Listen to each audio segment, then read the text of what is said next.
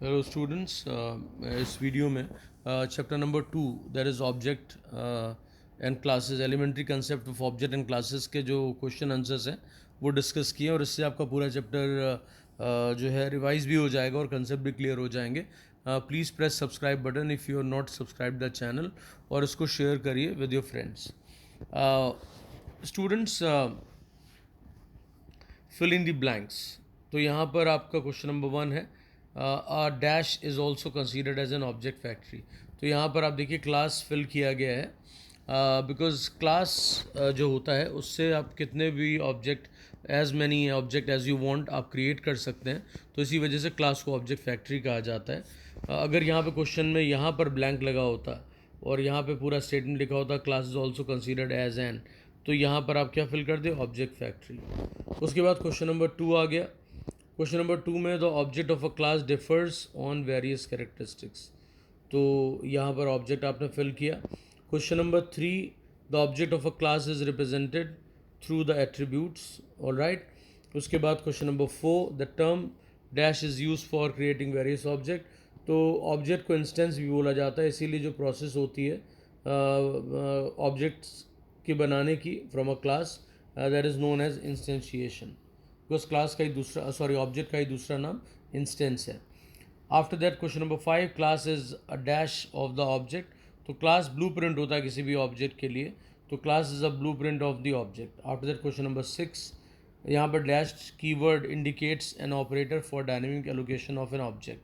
तो dynamic allocation of memory यहाँ पर होना चाहिए. So let me correct this question. Dynamic allocation of memory. तो डायनेमिक का वर्ड का जो मीनिंग है स्टूडेंट्स, वो आपका है ड्यूरिंग रन टाइम. राइट. तो यहाँ पर मैंने डायनेमिक मेमोरी एलोकेशन मैं लिख देता हूँ.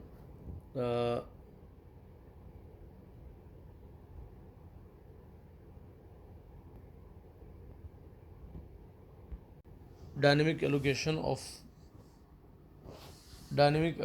ऑफ memory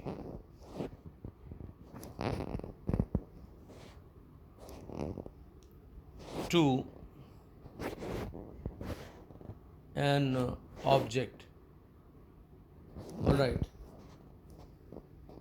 तो यहाँ पर आपका dynamic memory allocation of memory to the object, या डायनेमिक एलोकेशन ऑफ मेमोरी या डायनेमिक मेमोरी एलोकेशन, आप दोनों लिख सकते हैं.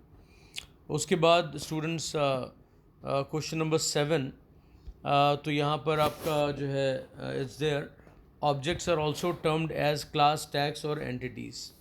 After that 8th, different object of a class have common behaviour. तो हर एक ऑब्जेक्ट जो होता है जो क्लास, सेम क्लास से बना है, उसका बिहेवियर कॉमन होता है. After that answer the following question. Question number 1, define object with an example. तो object is an identifiable entity with certain attributes and behaviour. It is created from a class. ये definition आप हमेशा याद रखिए. After that students, object is also known as instance.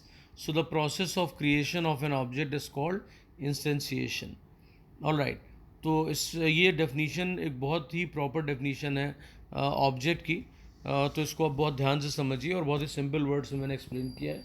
After that syntax of object creation is as follows.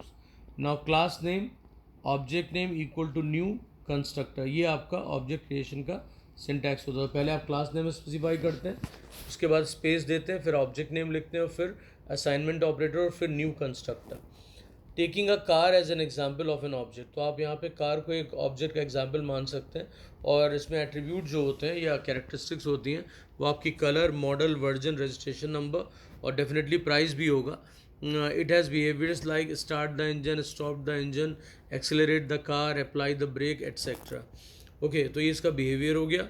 और एक बात याद रखिए हमेशा क्लास स्टूडेंट्स, दैट क्लास के जो दो कंपोनेंट्स हैं जिनको हम कैरेक्टरिस्टिक्स और एट्रीब्यूट्स एंड बिहेवियर बोल रहे हैं, तो टेक्निकली जब आप प्रोग्रामिंग करते हैं तो उस समय इट इज़ नोन एज, उसको हम बोल देते हैं, एट्रीब्यूट्स को बोलते हैं डेटा मेंबर और मेंबर फंक्शन को बोल देते हैं, सॉरी, दैट बिहेवियर को बोल देते हैं मेंबर फंक्शन. राइट. उसके बाद क्वेश्चन नंबर 2, मेंशन 5 स्टेट्स और characteristics and 2 methods for the following classes. पहला है क्लास एम्प्लॉय. तो इसकी कैरेक्टरिस्टिक देखिए, नेम हो गया, employee number, PAN number, salary and then income tax हो गया, ये इसके एट्रीब्यूट्स हो गए। उसके बाद मेथड्स जो है functions, compute salary, compute tax, ये हो गए। उसके बाद आते हैं नेक्स्ट क्लास पे, दैट इज़ बैंक। यहाँ पर कैरेक्टरिस्टिक्स है bank name, bank address, IFSC code, MICR code, accounts. उसके बाद इधर मेंबर फंक्शन हो गया, open account, deposit money. After that class we have class school. School class में आप देखिए कैरेक्टरिस्टिक्स हैं, school name, school address, classes, students, teachers, और यहाँ पर बिहेवियर या मेथड्स हैं, एडमिट स्टूडेंट्स और and conduct exams. After that class we have class named as book. तो बुक क्लास की कैरेक्टरिस्टिक एट्रीब्यूट क्या होंगे? Book name, ISBN number, price, author, publisher, और उसके जो बिहेवियर है वो है buy book and read book. After that class we have class park. Park में क्या है? कैरेक्टरिस्टिक्स है, और यहाँ पर park name, park address, ticket price, opening time, closing time, ये हो गया। उसके बाद मेथड्स में आ गए open park and close park class. उसके बाद क्लास मेडिसिन है। क्लास मेडिसिन का जो होता है, जो नॉर्मल मेथड, जो मेडिसिन के पैक पे लिखा होता है, मेडिसिन का name, quantity, manufacturing date, expiry date and price, और जो आपका मेथड्स हो गए वो हो गया buy medicine and sell medicine. After that class we have class computer. तो यहाँ पर क्लास कंप्यूटर में देखिए कैरेक्टरिस्टिक्स हैं आपकी, model, serial number, processor, RAM and hard disk, और यहाँ पर आपका जो मेथड है वो आपका हो गया start computer and shut down. After that class we have class camera. इसमें आपकी कैरेक्टरिस्टिक्स है model, then serial number, colour, price, resolution and method जो हो गया उसका वो हो गया take picture and adjust zoom. After that we have question number 3, what is an object, give 5 examples of the real world object. तो मैंने object definition आपको बताई थी। Object is an identifiable entity with certain attributes and behaviour. It is created from a class. After that, object is also known as instance, but so the process of creation of an object is called instantiation. After that, syntax of object creation is as follows: class name, आप object, उसके बाद object name, फिर equal to, new और constructor. Example जो हो गए वो हो गए car, bottle, mobile phone, computer and student, right. तो यहाँ पर आपके 5 उसके एग्जाम्पल्स हो गए। उसके बाद question number 4, how will you define a software object. अब सॉफ्टवेयर ऑब्जेक्ट आप कैसे डिफाइन करेंगे? देखिए सॉफ्टवेयर ऑब्जेक्ट जो होता है स्टूडेंट्स, वो आपका सॉफ्टवेयर ऑब्जेक्ट जो है that replaces the characteristics and behavior of a real world object with data members and member methods respectively। तो अभी मैंने आपको बताया था कि जब आप प्रोग्राम में आप क्लास बना के उसके बाद उसका ऑब्जेक्ट बनाते हैं तो वहाँ पर आप जो एट्रीब्यूट्स होते हैं उनको आप बोलते हैं डेटा मेंबर, और मेंबर मेथड किसको बोलते हैं? वो बोलते हैं बिहेवियर को, right. After that class and objects are inter related. तो ये इंटर रिलेटेड कैसे हैं? Let me explain it to you students. यहाँ पे आप देखिए class is use to create various objects. तो ये मैंने अभी आपको बताया कि क्लास से ऑब्जेक्ट बनता है, और इसीलिए आप ऑब्जेक्ट को क्लास से जो ऑब्जेक्ट बनता है और उस प्रोसेस को हम बोलते हैं इंस्टेंशिएशन।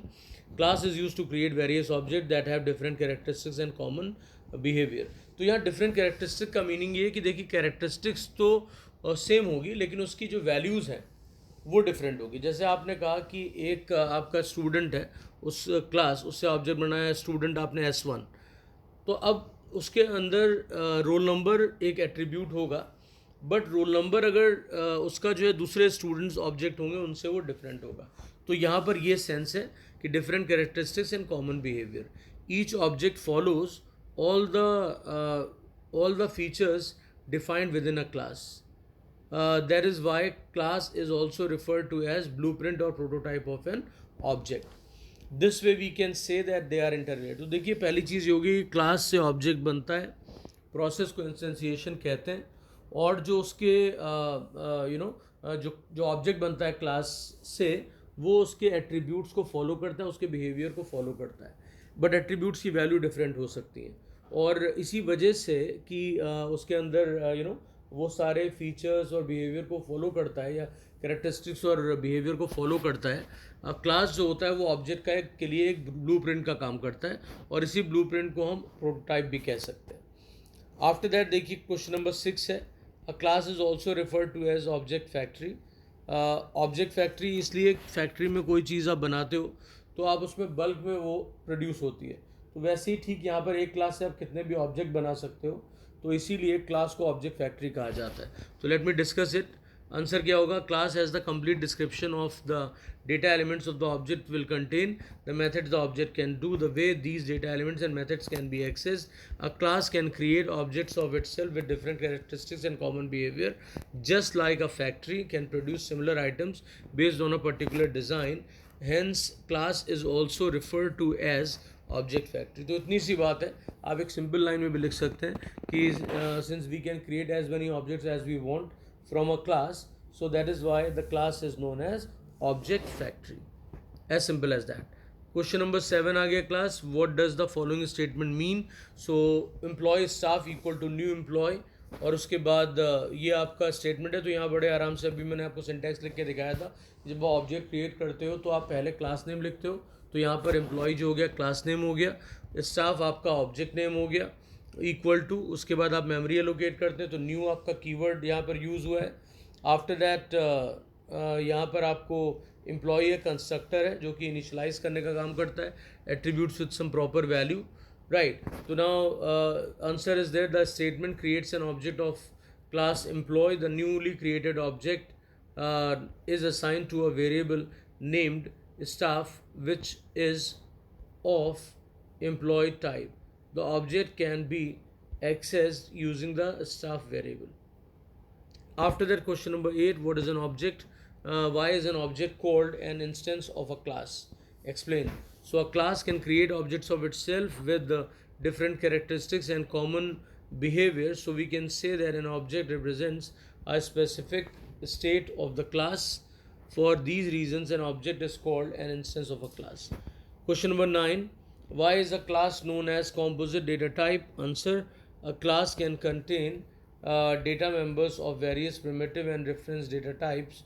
Hence, class is known as composite data type. तो एक जब आप क्लास बनाते हो, आप क्लास से ऑब्जेक्ट बनाते हैं, तो एक क्लास के अंदर कई मेंबर्स होते हैं, राइट, और वो डिफरेंट टाइप के होते हैं. आपने कहा कि स्टूडेंट हमारा क्लास है, तो उसके अंदर एक इंटीजर टाइप आपका रोल नंबर होगा, नेम होगा स्ट्रिंग टाइप, उसके बाद से उसकी फ़ीस होगी डबल टाइप. तो आप देखते हैं बहुत सारे टाइप से मिलके एक आपका क्लास डिज़ाइन होता है. After that, question number 10, write a statement to create an object keyboard of the class computer. तो कंप्यूटर जो है यहाँ पर बेसिकली क्वेश्चन का बहुत ज़्यादा परफेक्ट साउंड नहीं कर रहा है, बिकॉज आप कंप्यूटर से you can create another computer. तो यहाँ पर कंप्यूटर से आप कीबोर्ड नहीं बना सकते, but since it is given तो we are following that computer keyboard equal to new computer. Better question ये होगा, अगर मैं इसको एडिट कर दूं तो यहाँ पर I can write very easily statement to create object से आई राइट comp1. तो मैंने यहाँ पे लिख दिया comp1 of the class computer. तो अब मैं यहाँ पर कीबोर्ड की जगह क्या लिख देता हूँ? comp1. तो I am just correcting this which is given in the book. So that now the computer मैंने create किया from the computer class. After that, question 11 आ गया. इसमें basically consider a real world object as cricket ball. Now mention two behaviors and methods each by taking cricket ball as a software object. तो यहाँ पर आपका software object है और इसके characteristics आप देखिए.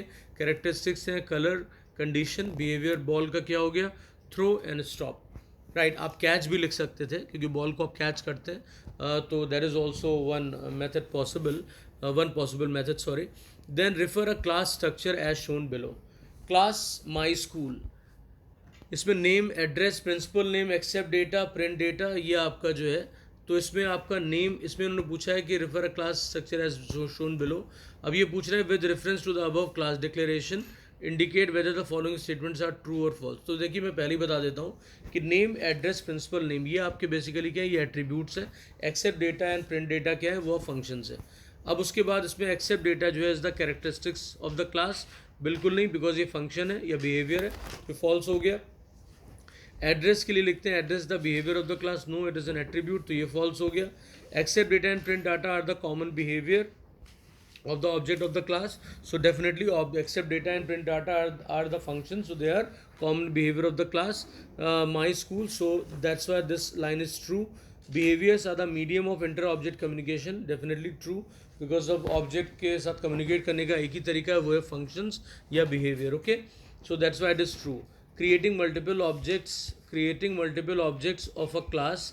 My school is not possible. यहाँ पर क्या हो गया, ये false है. उसके बाद question number 13, you want to create a class football, choose the elements to be used as characteristics and behaviour from the list given below. तो यहाँ पर हो गया ball, goal keeper, making a goal, defender, forward player, passing ball, referee, hitting corner, making fault.